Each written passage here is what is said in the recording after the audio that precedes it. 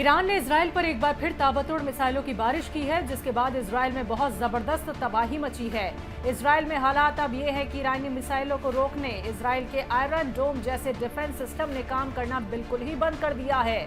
Social media पर Israel से video निकलकर सामने आ रही हैं, जिसमें ईरानी मिसाइलें बिजली से भी तेज रफ्तार से इजरायली शहरों में जाकर सीधी गिर रही हैं, जिससे ये बात साफ हो गई है कि इजरायली आसमान में अब सिर्फ ईरान का कब्जा है और इन मिसाइलों को रोकने के लिए कोई आयरन डोम मौजूद नहीं है। इजराइल के डिफेंस सिस्टम का इस तरह खत्म हो जाना ये दिखाता है कि इजराइल अब पूरी तरह कमजोर हो चुका है और उसमें अब ईरान के हमलों को रोकने की हिम्मत नहीं है।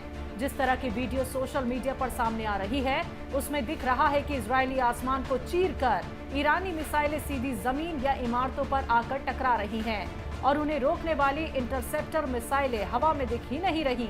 यही वजह है कि अब इजरायलियों की जान को बचाने के लिए जमीन के अंदर शेल्टरों में मुसलसल पनाह लेनी पड़ रही है। सबसे अहम बात तो ये है कि ईरान, हूती और हिजबुल्लाह 3 मोर्चों से इजराइल पर ताबड़तोड़ बमबारी हो रही है, जिससे इजराइल और भी बुरी तरह घुटनों पर आ गया है। प्रेस टीवी के मुताबिक इस्लामिक रेवोल्यूशन गार्ड्स कॉर्प्स यानी IRGC ने ऐलान किया है कि ऑपरेशन 2 प्रॉमिस 4 की 91वीं लहर के तहत तेल अवीव और हाइफा जैसे अहम शहरों पर भारी मिसाइल हमले किए गए हैं। हालात की गंभीरता का अंदाजा इसी से लगाया जा सकता है कि करीब 50 लाख इजरायली नागरिकों को अपनी जान बचाने के लिए जमीन के नीचे बने बंकरों में पनाह लेनी पड़ रही है। सबसे बड़ा सवाल यह है कि जिस इजराइल को आयरन डोम पर नाज था, वो कहां है? सोशल मीडिया पर सामने आ रही वीडियोस में साफ देखा जा सकता है कि ईरानी मिसाइलें बिजली से भी तेज रफ्तार से सीधे इजरायली शहरों में गिर रही हैं, यानी इजराइल का आसमान अब पूरी तरह ईरान के कब्जे में नजर आ रहा है।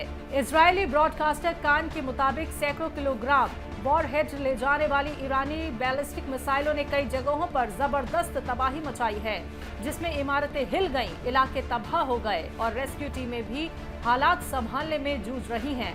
रिपोर्ट्स के मुताबिक लगातार हो रहे धमाकों की आवाज से इमरजेंसी सर्विसेज तक हक्के बक्के रह गई। उन्हें समझ ही नहीं आ रहा कि किस तरह जाए और पहले किसको बचाएं।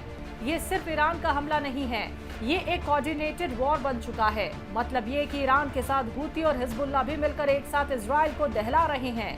यमन के फौजी तर्जुमान ने ऐलान किया है कि ईरान और हिजबुल्लाह के साथ मिलकर तेल अवीव के जाफा इलाके में दुश्मन के अहम ठिकानों पर एक जॉइंट हमला किया गया। उधर हिजबुल्लाह ने भी इजराइल पर रॉकेटों की बौछार कर दी। इजराइल में पास ओवर छुट्टियों के दौरान 100 से ज्यादा रॉकेट दागे गए।